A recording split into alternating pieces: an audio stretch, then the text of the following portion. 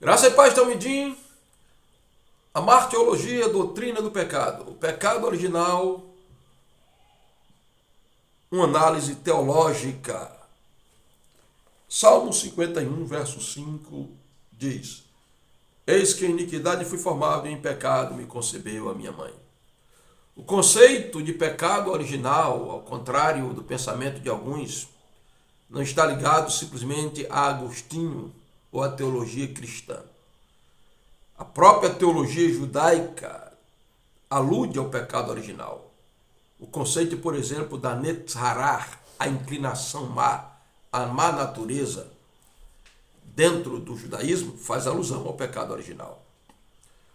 Há algumas ilustrações midráshicas, por exemplo, há uma ilustração do Midrash em que uma menina pergunta ao rei por que está presa, e o rei diz por causa do pecado de sua mãe.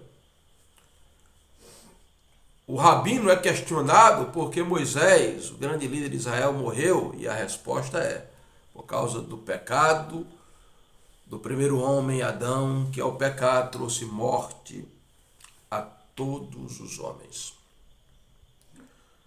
Pelágio e o pelagianismo negavam completamente a realidade do pecado original, quando Pelágio argumentava que a justiça de Deus não permitiria que o pecado de Adão fosse transmitido a nós. Para Pelágio, todos nós nascemos sem pecado.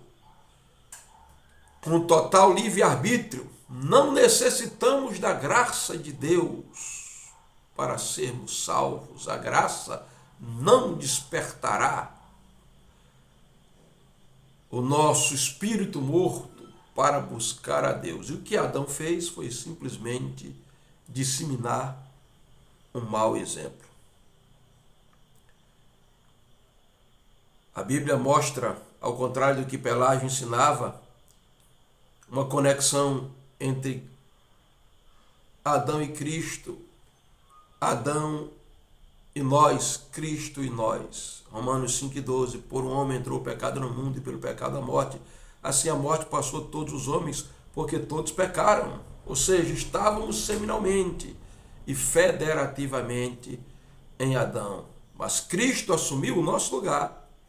Conectados a Cristo, a obra da redenção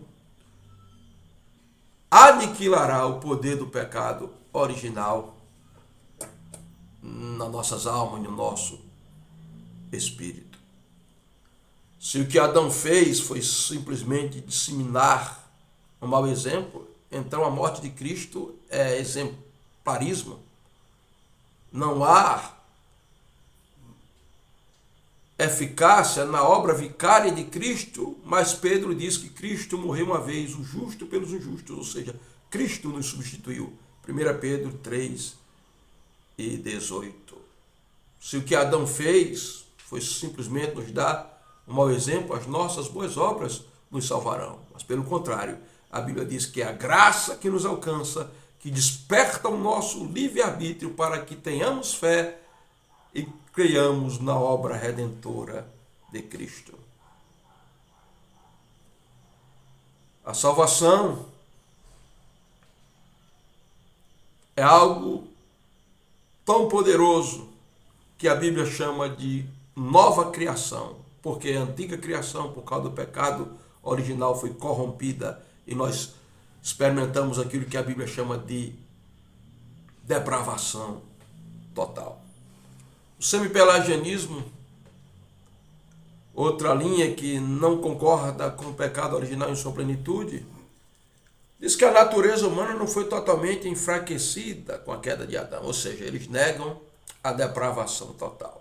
Sobrou livre-arbítrio suficiente para que eu corresponda a Deus. A natureza enfraquecida, é inevitável que as pessoas pequem, mas é bondade inerente para iniciar a verdadeira fé. O semipelagianismo está completamente errado. A história da salvação não é o homem buscando a Deus, mas é Deus buscando ao homem.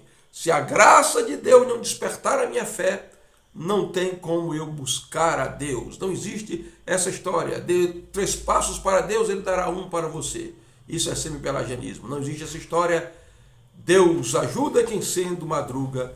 Isso é semipelagianismo. pelagianismo. A verdade é que estamos totalmente depravados e dependemos completamente da graça de Deus para sermos salvos. Pecado original, teologicamente falando, significa dizer que geneticamente nós estávamos em Adão. O pecado, ele é seminal. E aí nós vamos encontrar o conceito de imputação imediata, realismo, federalismo, corrupção e a teoria integrada, mas disso falaremos posteriormente.